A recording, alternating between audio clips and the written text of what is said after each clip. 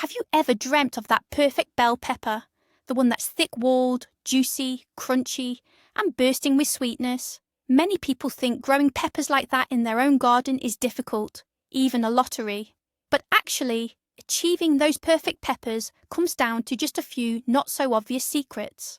And today, we're going to share 4 key rules that will help you harvest peppers that look like they're straight out of a magazine. Get ready to learn something that might surprise you. Bell peppers love warmth and sunshine. Everyone knows that. But why do some gardeners end up with thin-walled, slightly bitter peppers, while others grow them meaty and sweet? Well, it's not just about the variety, although that definitely matters. There are deeper secrets involved. It's all about the nuances of care. All right, everyone, let's dive into our first secret. It's all about the very beginning of your pepper growing journey, and that's choosing the seeds for your future pepper harvest. Sounds simple, right? Pick a variety that promises sweet, large fruits. Look at the tempting picture on the packet, buy them. That's how most people do it, isn't it? But experienced gardeners know a little something extra. Something that isn't written in big letters on the packaging and yet directly impacts your results. And here's that first non-obvious secret. It's not just about the pepper variety itself. It's also about the age of the seeds you're about to sow. Yes, that's right. Age makes a big difference. You might be surprised because we're used to thinking, the fresher the seeds, the better. The younger they are, the higher their germination rate, and the stronger the sprouts will be. But with bell peppers, it works a bit differently. Seeds that were just harvested this year, the current year's seeds, might germinate very poorly or not sprout at all. They haven't gone through their period of biological dormancy yet. They need time to mature. Seeds that are 1 year old now, meaning harvested last year, usually germinate well. The seedlings from them are quite viable, but the plants might be a little weaker than they could be, and the harvest might not reach its maximum potential in terms of size and wall thickness. But pepper seeds that are 2, or even better, 3 years old, that's where the real potential lies. This is the absolute best age for pepper seeds. Over these years, the seeds undergo all the necessary internal processes. They are fully ready to give a powerful start to a new plant. Seedlings from such seeds are strong and robust. The plants develop better, setting more fruit buds, and most importantly for us, they form precisely those large, fleshy, thick-walled fruits we dream about. This might seem completely counterintuitive compared to other crops, but peppers have their peculiarities. They need time. So, the next time you're buying seeds or pulling out your own stash, pay attention to the harvest or packaging date. Look for seeds that are 2 to 3 years old. This is one of the key factors for getting a sweet and thick-walled harvest. Don't skip this step. The age of pepper seeds isn't just a number on the packet. It's the future taste and size of your harvest. All right, let's move on to the second, equally important secret. After selecting the right seeds, we need to think about where we're going to plant them. This is essentially your pepper's home. And the right home isn't just any pot filled with dirt. It's a whole micro-world that can either help the plant reach its full potential, or conversely, become a major obstacle. The quality of your soil, or growing medium, directly determines how strong your seedlings will grow, how well their roots will develop, and ultimately, how thick-walled your peppers will be. This is the second absolutely critical point. Many people just think, I just need nutritious soil. And yes, that's true. But what exactly does nutritious mean for peppers? It's not just any rich topsoil or a generic all-purpose mix from the store. Peppers are quite picky about their soil composition. They dislike heavy clayey soils that hold too much water and suffocate the roots by limiting oxygen. And they don't like overly light, sandy soils where nutrients quickly wash away. The ideal soil for peppers needs to be loose, well aerated, and yet still retain moisture, all at the same time. And, naturally, it needs to be rich in nutrients. So how do you achieve this? The secret lies in the right amendments. Firstly, peppers absolutely love organic matter. Well-rotted compost or vermicompost, worm castings, are pure gold for them. They make the soil loose, improve its structure, and release nutrients slowly over time.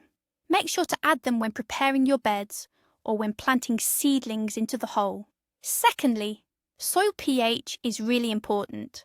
Peppers prefer soil that's neutral or slightly acidic. If your soil is too acidic, you'll need to sweeten it, reduce acidity. You can use dolomitic lime or wood ash for this.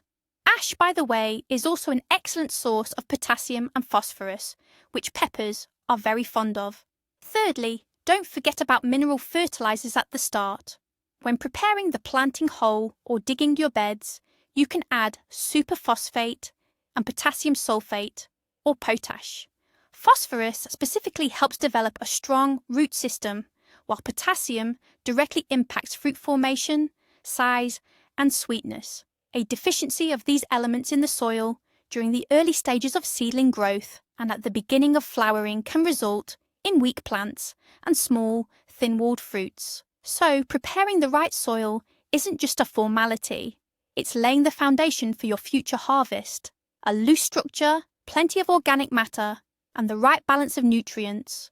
That's what makes a pepper happy, and that's how you get those truly thick and sweet peppers. Pay attention to this step, and you'll definitely see the difference. Okay, so we've picked out the best seeds and prepared the perfect home for our plants. Now let's talk about the third and perhaps most crucial factor. Something no plant can survive without. Of course, that's water. You might think, what could be simpler than watering a pepper plant? Just grab a watering can or hose, give it a drink, and you're done. But this is where a common and damaging mistake lies, one that can completely ruin all your efforts in choosing the right variety and preparing the soil. Incorrect watering is a sure way to end up with thin-walled and less sweet peppers. How do you water peppers to get them thick and juicy? The secret isn't in the amount of water, but in the method of watering. Peppers, especially when they're setting fruit and the fruits are growing, need consistent and adequate soil moisture, but not a swamp. The root system of a pepper plant is relatively deep. For the plant to thrive and channel moisture into the fruits, the water needs to reach the deeper soil layers. If you water frequently but lightly, only the very top layer gets wet. This encourages the roots to grow close to the surface. Such roots are very vulnerable to drying out in the sun and to temperature fluctuations. And during hot weather, these shallow roots can't supply the plant with enough moisture. As a result, the fruits suffer. They stop developing properly, resulting in thin walls and less intense flavour. The right approach is to water less often, but very deeply. Deep enough to soak the soil to a depth of at least 20-30 centimetres, 8 to 12 inches. This encourages a deep root system. Such roots are more drought resistant and can draw moisture even from the lower soil layers. How can you tell if you've watered enough? If you're watering a garden bed after watering, the soil should be uniformly moist throughout the root zone. You can even check with a stick or your hand. Another critical point is consistency. Sudden fluctuations in moisture levels, from dry spells to overwatering, are very harmful for peppers. They can lead to fruit cracking or blossom end rot. Try to maintain consistent moisture levels, avoiding complete drying out of the soil between waterings, but without turning the bed into a swamp. The best time to water is early morning or late evening. This reduces evaporation and allows the water to soak in effectively. And most importantly, always water directly at the base of the plant.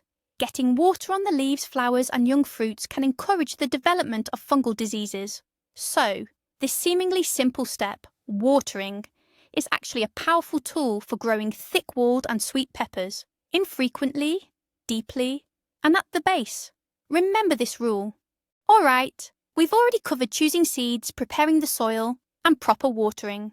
Now, let's move on to the fourth secret, which is perhaps the most debated one among many gardeners. It involves working directly with the plant itself, specifically how you train or shape it.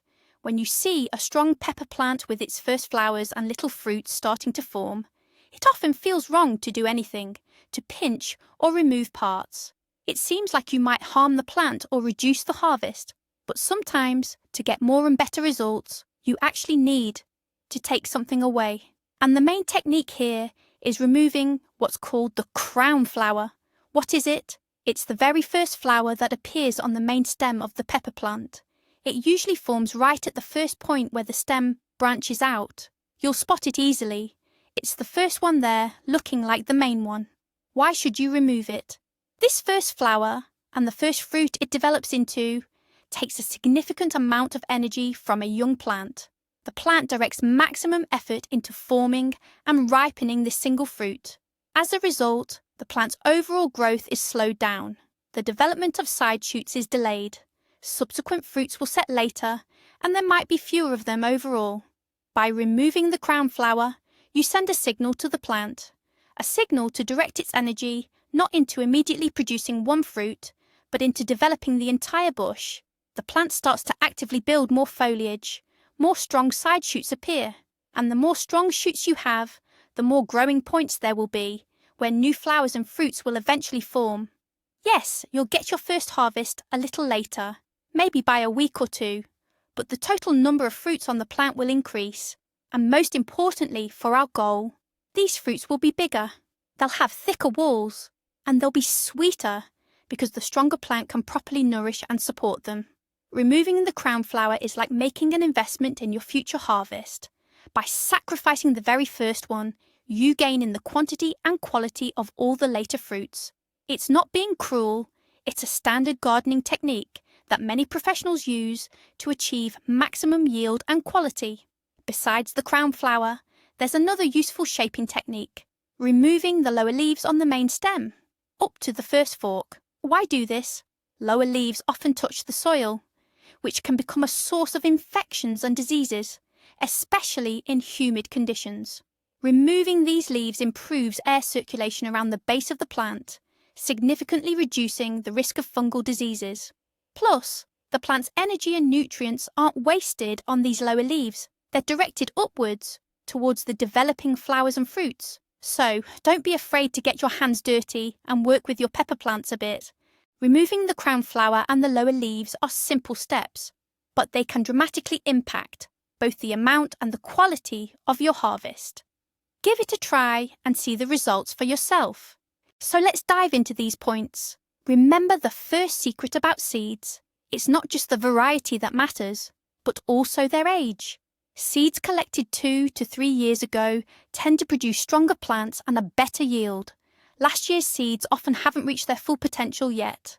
This might seem strange, but it's a fact, proven by experience. And fresh, newly harvested seeds might not even germinate or could produce weak sprouts. The second, and perhaps most crucial, secret to growing thick-walled peppers is nutrition.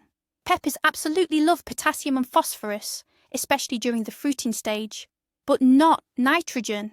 Excess nitrogen will give you lots of leafy growth, but thin fruit walls. Apply potassium-phosphorus fertilizers from the start of flowering right up until harvest. For example, monopotassium phosphate. Just 1 or 2 feedings can make a dramatic difference. This is that game changer that truly impacts the taste and thickness. The third secret is proper watering. Peppers dislike both drying out completely and sitting in waterlogged soil. You need to water infrequently but deeply, soaking the entire root zone. Frequent shallow watering encourages surface roots, making the plant suffer in the heat. And a lack of moisture during fruit development is guaranteed to result in thin walls. Water strictly at the base, avoiding wetting the leaves and flowers. Ideally, water in the morning or evening. The fourth secret is removing the so-called king flower. This is the very first flower that appears at the main stem's first fork. As soon as you spot it, ruthlessly remove it. Yes, it feels like a shame, but this first fruit takes up way too much energy. Removing the king flower stimulates the growth of side shoots and the setting of more fruits later, and these later fruits will be larger and thicker walled. Additionally, for better ventilation and disease prevention, remove the lower leaves on the plant below the first fork. By applying these 4 secrets, the right seed age, focusing on potassium-phosphorus feeding, deep watering, and removing the king flower, you'll see a dramatic difference in your harvest. It's not magic, it's proven gardening technique, refined over years. We hope these tips help you grow the most delicious and thick-walled peppers that will make your neighbours envious. Thank you for watching until the end. Please give this video a like if you found the information helpful, and be sure to subscribe to the channel so you don't miss new videos. Do you remove the kingflower from your pepper plants? Let us know in the comments. We'd love to hear about your experience.